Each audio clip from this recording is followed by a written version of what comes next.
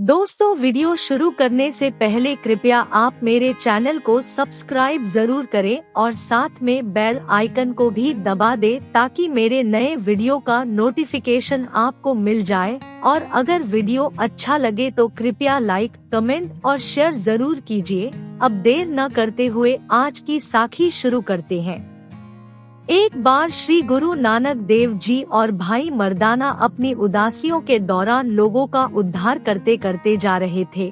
रास्ते में भाई मर्दाना ने गुरुजी से कहा, गुरुजी मुझे बहुत भूख लगी है, अगर आपकी आज्ञा हो तो पास के गांव में जाकर मैं भोजन कर आऊं। गुरु नानक देव जी ने कहा, मर्दानिया अभी हमें घर से चले हुए थोड़ी देर ही हुई है और तुम्हें अभी से भूख लग गई है।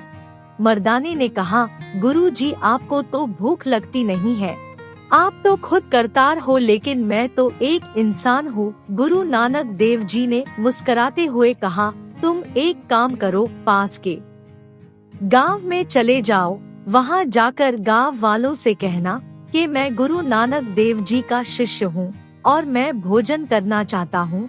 भाई मर्दाना जी गुरु नानक देव जी के आदेश अनुसार गांव में भोजन करने चले गए। गांव में पहुंचकर भाई मर्दाना ने लोगों को कहा, मैं गुरु नानक देव जी का शिष्य हूँ, हम एक लंबी यात्रा पर जा रहे हैं, इसलिए गुरु जी ने मुझे आपके पास भोजन करने के लिए भेजा है। गांव वालों ने जब मर्दाने के मुख से गुरु नानक देव जी का नाम सुना तो उन्होंने मर्दाने का बहुत आदर सत्कार किया और उसको स्वादिष्ट भोजन भी खिलाया और साथ में वापस जाते हुए मर्दाने को बहुत सारे कीमती उपहार और कपड़े भी भेंट किए। मर्दाने ने भोजन करने के बाद सभी सामान की गठरी बांधकर अपने सिर पर रख ली और वापस गुरु नानक देव जी के पास चले गए। गुरु नानक देव जी के पास जाकर मर्दाने कहा, गुरु जी आपके आदेश के अनुसार मैंने गांव वालों को आपका नाम लिया।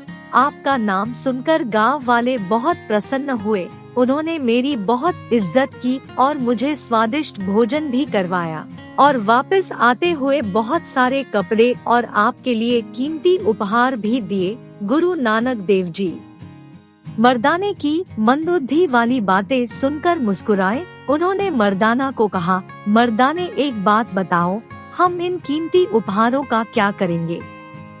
हमको फकीर है, हमारा इन चीजों से क्या लेना देना, और अगर हमें इन कीमती चीजों से लगाव होता तो हम अपना घर ही क्यों छोड़ते? अगर हमें ये चीजें ही चाहिए होती तो हम अच्छी भली नौकरी कर ही रहे थे, हम ये सारी चीजें खुद ही खरीद लेते। मर्दाने ने कहा, गुरुजी मैं तो कम बुद्धि वाला हूँ, कृपया मुझे माफ करें, अब आप ही बताओ मैं इन उपहारों का क्या करूँ? गुरु नानक देव जी ने कहा, इन उपहारों को यहीं छोड़ दो, ये हमारे किसी काम की नहीं है। मर्दाने ने गुरु जी से कहा, मैं इन कीमती और महंगे उपहारों को ऐसे कैसे यहाँ छोड़ दूँ? गुरु नानक देव जी ने कहा, भाई तुम्हारी मर्जी है, इनको साथ लेकर चलना है या यही छोड़ना है। मर्दाने ने उपहारों से भरी हुई गठरी अपने सिर पर रख ली और गुरु नानक देव जी के पीछे पीछे चल दिया। थोड़ी दूर चलने के बाद मर्दाने को थकान महसूस होने लगी और वो धीरे धीरे चलने लगा। गुरु नानक देव जी उससे काफी आगे निकल गए। जब मर्दाने ने ये देखा तो वो गुरु जी को आवाजें मारने लगा और कहने लगा, गुरु जी मैं थक गया हूँ, इसलिए थोड़ा धीरे चलो। गुरु नानक देव जी ने मर्दाने को कहा, अभी भी समय है, माया का मोह त्याग दो, इतना लालच अच्छा नहीं होता, अभी भी मौका है, इन उपहारों को यही फेंक दो और मेरे पीछे पीछे चल दो, अगर मेरे साथ साथ चलोगे तो आराम से रहोगे।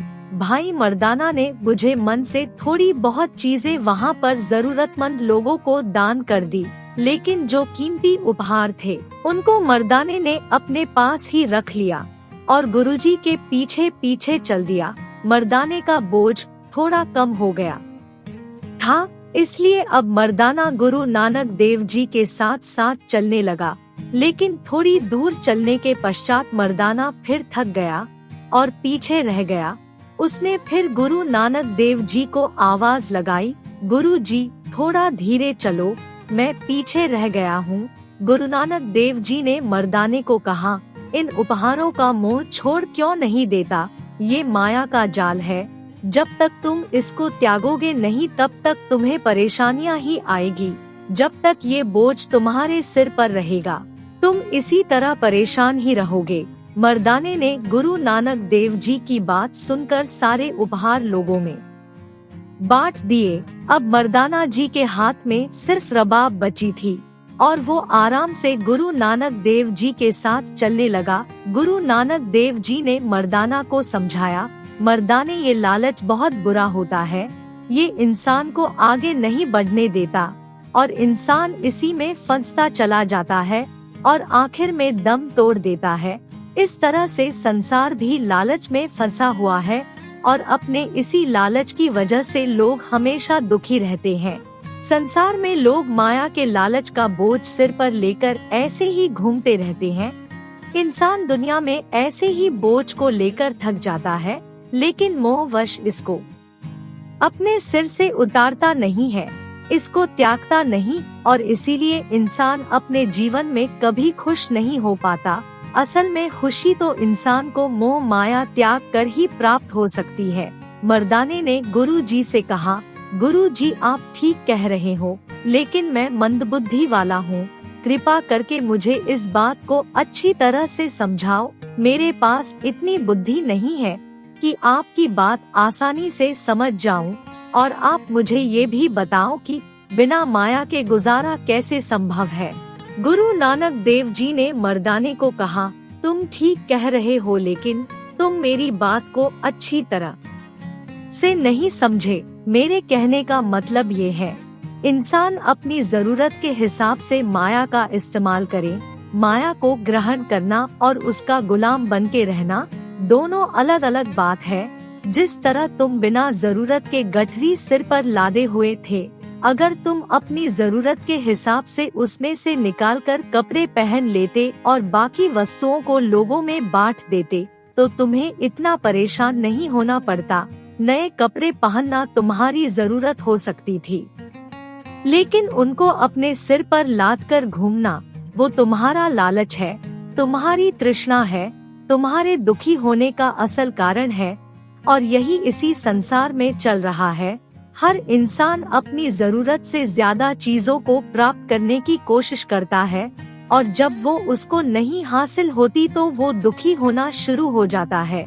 और जो लोग हासिल कर लेते हैं उनको इनसे संतुष्टि नहीं मिलती और वो अपने लालच की वजह से और ज्यादा चीजें हासिल करने की कोशिश करते हैं और इसी वजह से जीवन भर दुखी रहते हैं। भाई मर्दाना ने गुरुजी को कहा, गुरुजी मैं आपकी बात अच्छी तरह से समझ गया। गुरु नानक देव जी ने मर्दाने को कहा, इस दुनिया में ज्यादातर लोग ऐसे हैं जो बिना किसी जरूरत के दौड़ते रहते हैं। उनके पास सब कुछ होते हुए भी वो उनका इस्तेमाल ना करके और की तलाश में दिन रात भागते रहते हैं। मर्दाना अब अच्छी तरह से गुरु नानक देव जी की बात समझ गया था। उसने गुरुजी से वादा किया कि आगे से वो कभी भी लालच नहीं करेगा और अपनी जरूरत की चीजों के सिवाय किसी और चीज को हाथ भी नहीं लगाएगा। साथ संगत जी, अगर हमें असली खुशी चाहिए तो हमें मालिक के भाने में रहना चाहिए और जो कुछ भी मालिक ने दिया है उसी में खुश रहना चाहिए।